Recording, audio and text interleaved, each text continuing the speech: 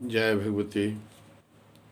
कल बृहस्पतिवार दिन दिनांक 26/12/2024 ईस्वी पौष मास कृष्ण पक्ष का शफला एकादशी व्रत एकादशी युक्त द्वादशी तिथि होने के कारण यह एकादशी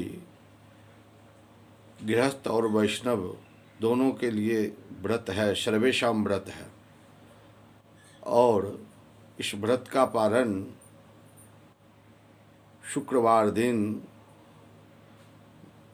दिनांक 27/12/2024 ईस्वी को गाय के गोबर से है। इस एकादशी में दिन में फल फूल से भगवान नारायण की पूजन किया जाता है और रात्रि में यथासाध्य जागरण का विधान है। एक बार धर्मराज युधिष्ठिर भगवान श्री कृष्ण से पूछते हैं कि हे प्रभु, हे नाथ, यह पौष मास का जो एकादशी व्रत है, इस व्रत का क्या विधान है, किनका पूजन किया जाता है और किस चीज से पूजन किया जाता है, सो हमको कहिए।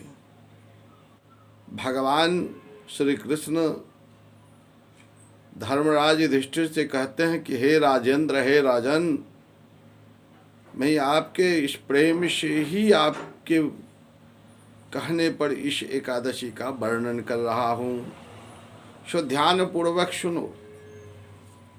कहते हैं कि जितना बड़ा से बड़ा यज्ञ होता है जिसमें ढेरों दक्षिणा दिया जाता है, वह दक्षिणा देने से, यज्ञ से जो मैं प्रसन्न नहीं हो पाता, उससे ज़्यादा एकादशी व्रत से मैं प्रसन्न होता हूँ। इसलिए एकादशी मुझे प्रिय है। और कहते हैं कि एकादशी जो भी है, वह एकादशी किसी एकादशी में भेद करने की सोच नहीं रखना चाहिए। सभी एकादशी भगवान के लिए प्रिय हैं, लेकिन पौष शुक्ल पक्ष की शफला एकादशी के नारायण जो हैं सो अधिदेव हैं और इनका विधि पूर्वक पूजन करना चाहिए। कहते हैं कि जैसे नागों में शेष नाग श्रेष्ठ है, पक्षियों में गरुड़ श्रेष्ठ हैं, यज्ञों में अश्वमेध यज्ञ श्रेष्ठ है और नदियों में जैसे गंगा श्रेष्ठ है, देवताओं में जैसे विष्णु श्रेष्ठ है, मनुष्यों में जैसे ब्राह्मण श्रेष्ठ है, उसी प्रकार व्रतों में एकादशी व्रत श्रेष्ठ है। हे भरतवंश में श्रेष्ठ, जो सदा एकादशी व्रत करते हैं वह सर्वथा मेरे लिए बहुत प्रिय हैं।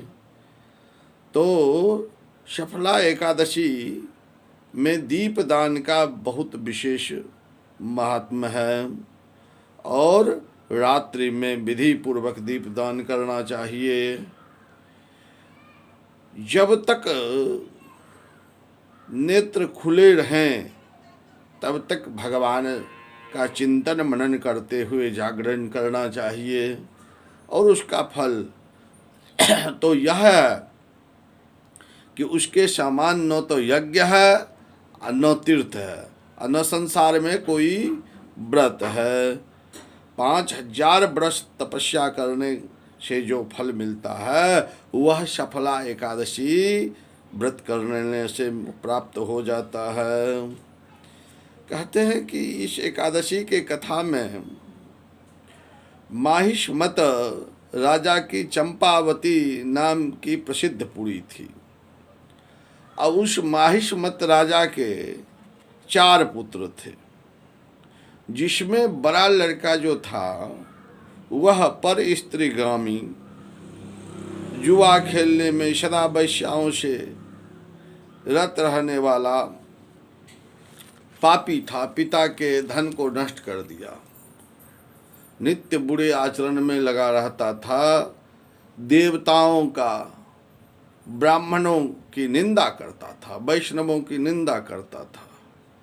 माहिष्मत राजा ने पुत्र की ऐसी दशा देख कर लुम्पक को राज्य से निकाल दिया।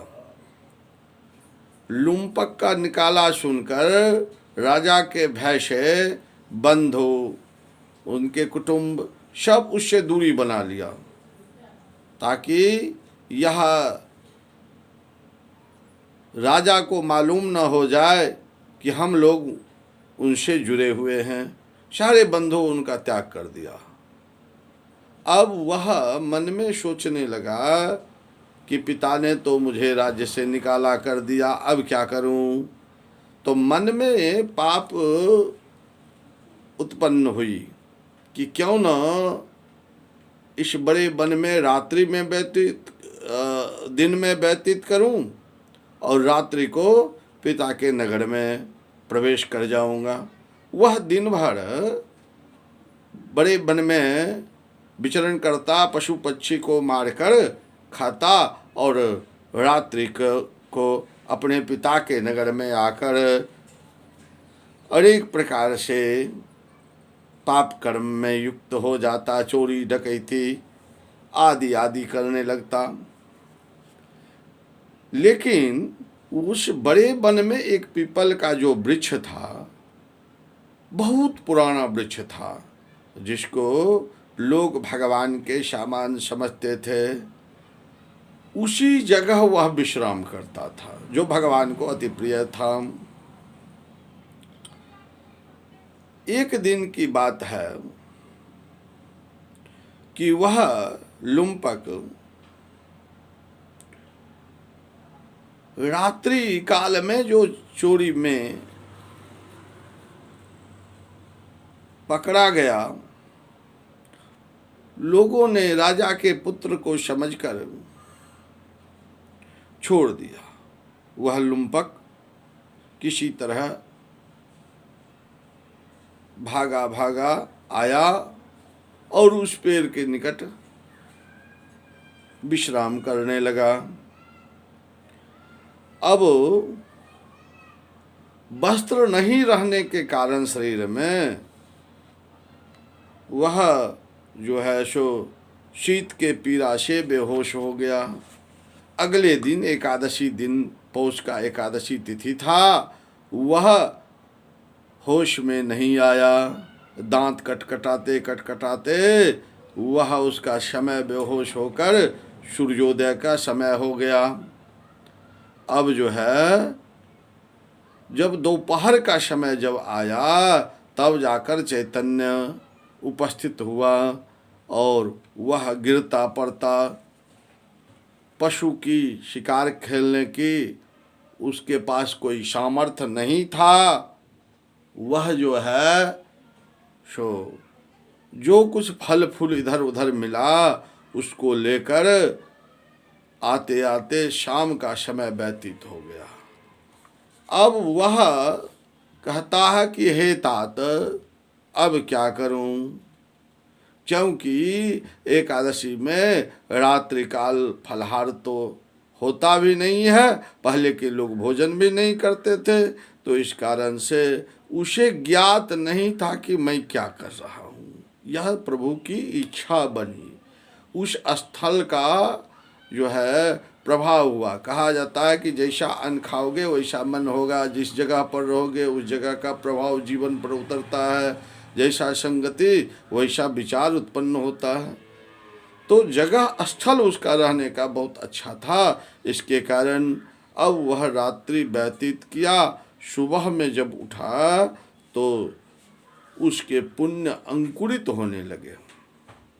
एक दिव्य घोड़ा आया, दिव्य वस्तुओं से युक्त होकर, और उस घोड़े के आने के बाद उसके समीप घोड़ा आया। आकाशवाणी हुई कि हे राजा के पुत्र, वासुदेव की कृपा से और सफला के प्रभाव से, एकादशी सफला के प्रभाव से तुम जाओ यहाँ से, अपने निष्कंटक राज्य को भोगो। उसने कहा अच्छा।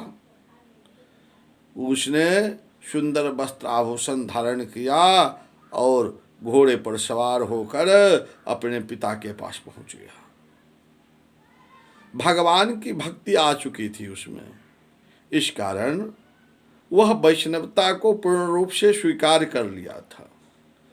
पिता ने अपने पुत्र के इस प्रभाव को देखकर उसे अपना संपूर्ण राज्य निष्कंटक भोगने के लिए दे दिया। अब वह बहुत दिनों तक राज्यपाट का भोग किया और अंत में सुंदर स्त्री के साथ रमन करते हुए सुंदर संतान को प्राप्त किया और फिर समय आने पर अपने संतान को वह राज्यपाट सौंप दिया और वन में चला गया तपस्या करने के लिए और आत्मा को जीत कर जो है वह अपने वश में करके नारायण में समा गया, भगवान वैकुंठ लोक में चला गया, भगवान के लोक चला गया।